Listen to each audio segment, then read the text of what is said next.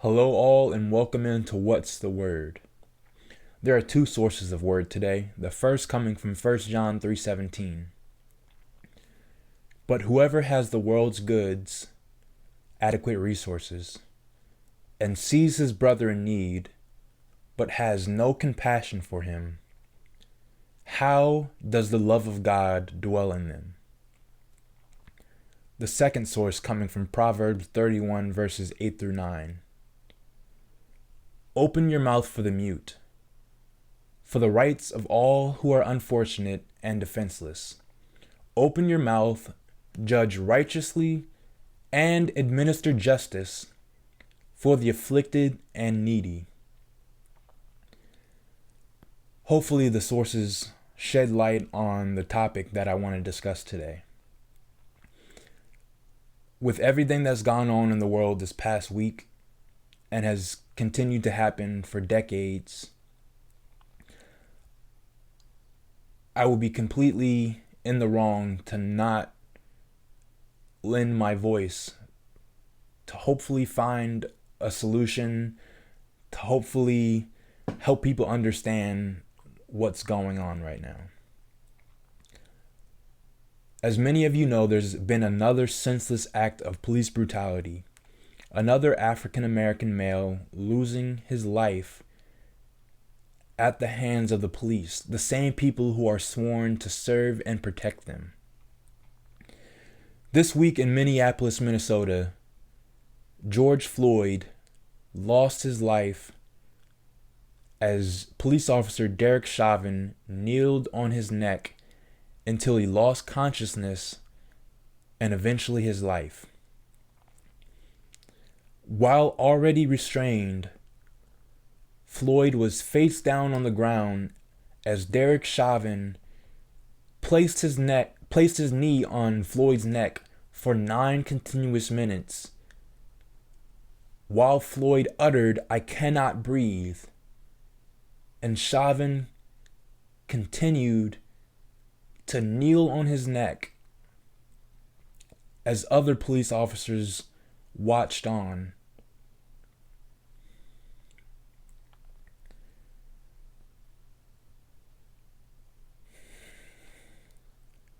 Shortly after this incident, LeBron James posted a picture on his Instagram depicting Chauvin kneeling on Floyd's neck next to Colin Kaepernick kneeling in protest, saying, "This is why. This is the exact reason why Colin Kaepernick kneeled. Not in protest of the flag, not in protest of the national anthem, but in protest of police brutality and people looking on and not doing anything, saying anything about it, or trying to fix it."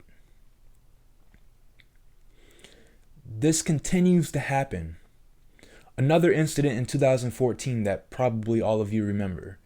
Eric Gardner in New York uttered the same words, "I can't breathe," as a police officer, the same people sworn in to serve and protect, placed Gardner in a chokehold until he lost his life. The same words, "I can't breathe." How can you hear that knowing that you're the one afflicting the damage and allow it to keep happening until the person loses their life? Why does it why does it disproportionately happen to African American people and other people of color? Still to this day, that is racial injustice. That is what these protests have been for. Colin Kaepernick's protest in 2015 is still relevant in 2020.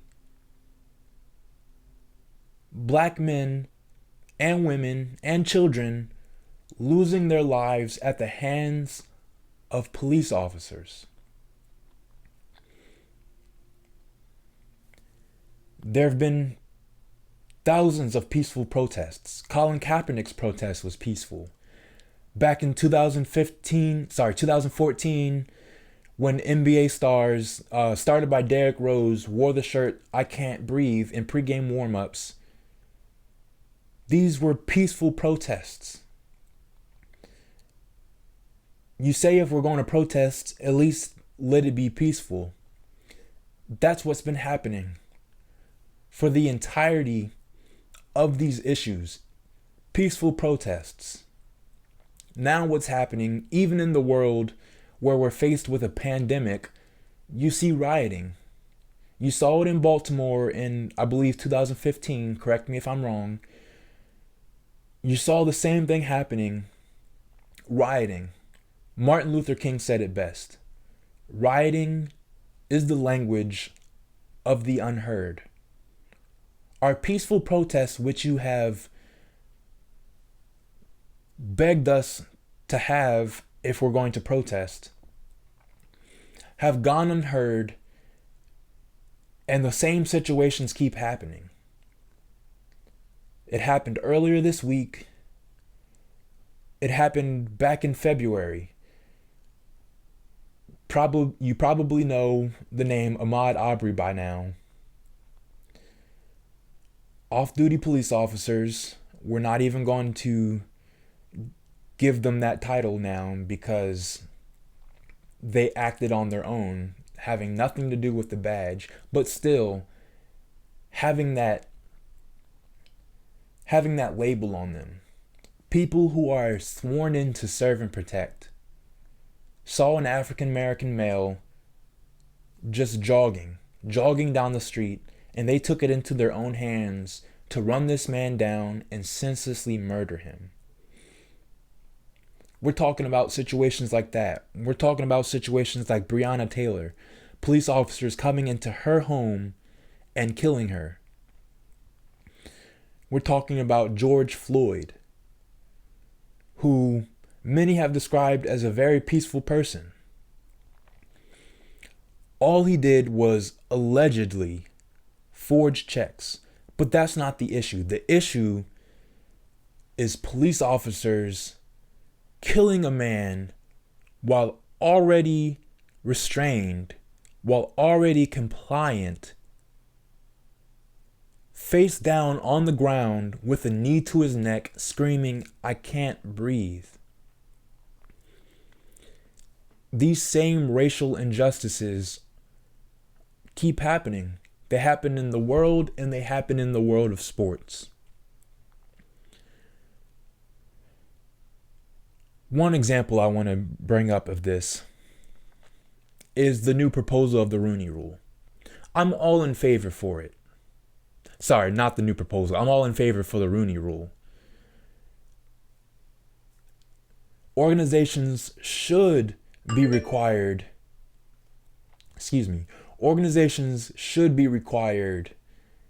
to interview minority candidates for coaching positions and general manager positions. What I am not in favor for is a part of this new proposal that will compensate organizations for doing what they should already do, trying to incentivize the hiring of minority coaches with compensation of a third-round pick.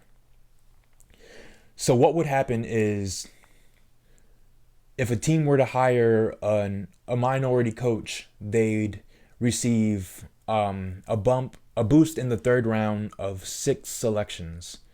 They'd move up 6 selections in the third round of the draft, the year following the minority coach's first year. The same thing would happen if they hired a general manager who was a minority, except they receive a 10 selection boost in their draft position in the third round.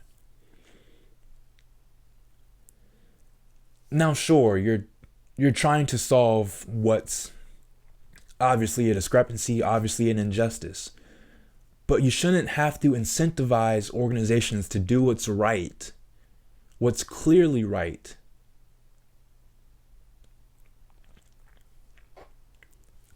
I mean, that's bribery. That's flat out bribery to do what's already right. Now, another portion of this proposed rule that I am in favor of is doubling or increasing the number of minority candidates that organizations would have to interview. That is good grounds for the proposal. Incentivizing teams to do what they should already do is not. That feels to me like blind racism. Another racial injustice in sports. New York Rangers prospect Keandre Miller, an African American hockey player, signed with the New York Rangers and had an introductory press conference on April 3rd. The press conference was on Zoom, as obviously we're shut down on a pandemic, but hackers took this opportunity to infiltrate the chat room and post racial slurs and other derogatory terms towards Keandre. Now, some of your arguments may be that this is trolling. This is lost my train of thought. This is trolling. This is somebody hidden behind a chat room, anonymous. This isn't a joke. It's still happening. It's not something to take lightly. You don't see many African American males in the sport of hockey, and it's reasons like this. Because when they do try to venture into this sport, they're met with racism.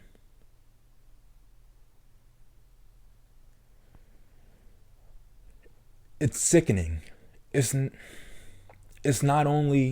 happening all around us. Injustice anywhere is a threat to justice everywhere. Now, the reason for this is to use my voice as a call to action to anybody who listens to this, to do something. Do something. You've seen our peaceful protests. Now you see our rioting. I implore you to just do something. For the love of God, for the love of humanity, I pray you do something.